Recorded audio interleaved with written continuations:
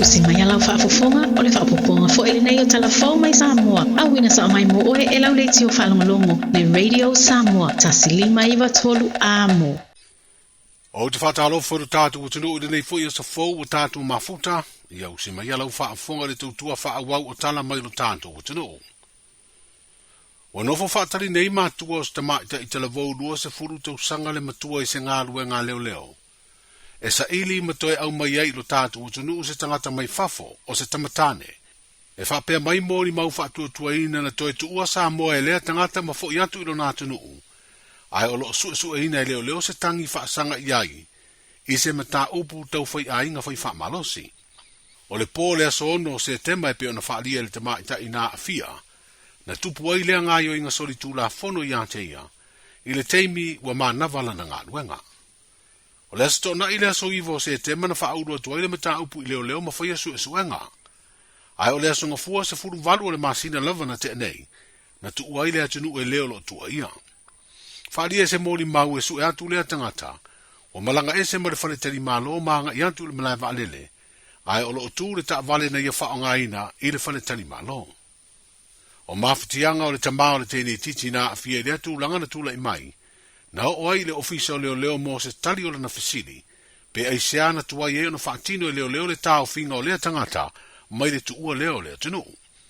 Whaalia le tamao le tēnei titi nā a fia na whaato e seane le komisina i se lape o le lātu ngā ruenga. Ma whaailoa ane ai.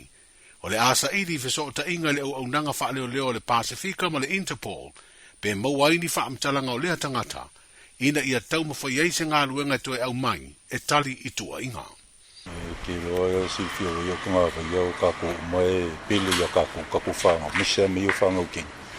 O le langonga ngai a o moko i o mai an mawhakia ma le, e ia langonga o mai a o le whia whao o se, musmusunga o le anganga o le li i a ka ikama, wingi i le wale ianga, ang avera fa kukuanga i lo fisero lo ya vaven kalme a peila le melo o le mafkianga ya king le o kalli melo fisero le solar maro va wang ang faisela ko kuse kafi kusa pe ko nga risk faisi kuse kafi pele lo kamalo ia le lo ke melo li le lo ko pisingi ko ya lo foi malisi ke mi ko kapten e lo po la ko skar po si se ku o se fina ngalo le tambao ita ina fia ma le ale failo ina lo na suafa i te minei. O le na fia sa fesiringi e tu sai o le ngai o inga na fia ai. Sa ia wha amatala o lana sa idi ngā tupe i le pule o le whale tali mālo e whai eiro na tusi folau. E alua i se awa noa o ngā luenga wha avai teimi. Na ofo ane ai le pule e maua ia te ia le se leni. O le fia fide o le asolulu le aso no se tema ina o manama. Na ngā i ai le pule, ai na wha atonu ina o ia ia ngā i le potu e wha atari ai. Wha lia lava le tama i tai i le mātala noanga. Na whainu o ie le waina ma o na ai lea na saufi ai ma le ngai o inga i ateia. O le hawa noa na ia maua, sa tifa tuaile na o na ai le no fuanga mo le au whai ngā luenga ma whaailoa i ai le mea na tupu. O lana whaamtalanga, o ia e le tau ma whaawa. O le kuonga lo lai runga o runga o kango kapungila o muku kapo o muku. Le nga kamwhai e lai ke ku runga o same runga o kango ilo ako o sawi fafu. Maula a mai whake sau i le flat lingo whera whenga lunga.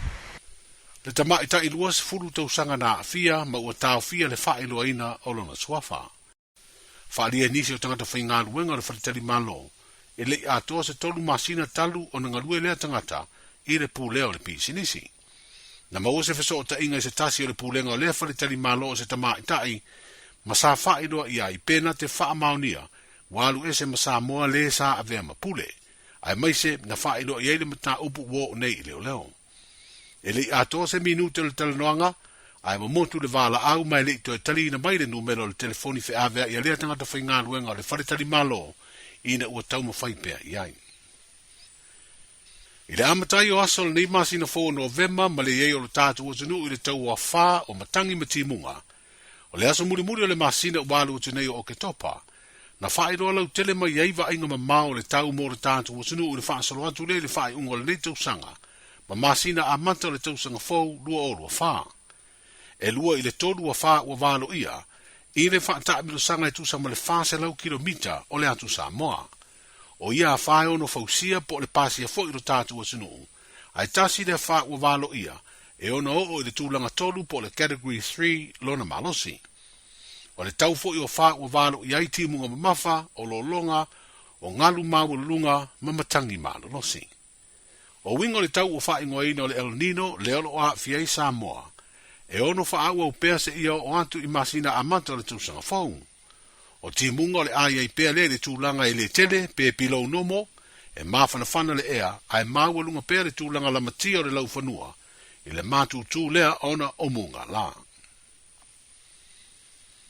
O whenga i neire komisi o le toi fuata ina o tū la whono po le Samoa Law Reform Commission pa se ngālu wenga tāua u wala uina ini whina ngālo le tunu lau tele mo le toi ilo ina leo le tū la whono a upenga o le tūsanga ia whiwa se lau bono se fulu.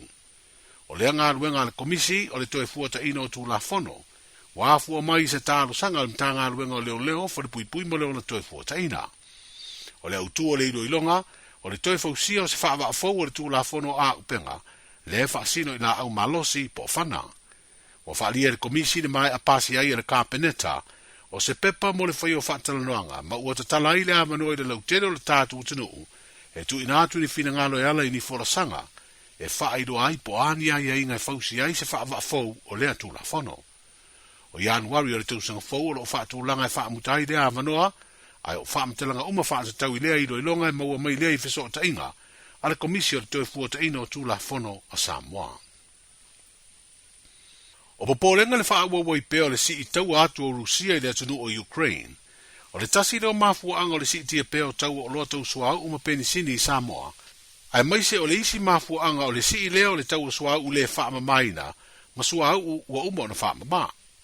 O whailua ia mafuaanga le minsta o tupe le fionga lau timu ia wele se maa ai.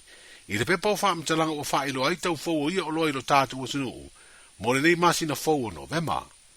Mai le si tia leo le tau o suau ma pensini a o ke topa, ua whaaua o peo na alu i runga le tau mo Novema, leo ua whaatulanga mai o le pensini ilo na tau fau ua tolu tā la 5 sene le lita, whaatusa le tau sa iai e tolu tā la 4 sene le lita. O le suau kiso sa tolu tā la 12 sene le lita, o lona tau fau ua tolu tā la 12 sene le lita. O le kalasini ua tolu tā la 5 sene le lita i lona tau fau, whaatusa le tau sa iai a o ke topa, sa tolu tā la 2 sene le lita. O whaalia le minsta o tupe o nisi o mafuaanga o le si tia o le tau o nei o loa, ona ua si i fo i tau o penisini masuau i le atunu o Singapore, le ai au mai ei uta o ia o loa mo Samoa. Manuia le nei aso i ngā ruenga, soifua.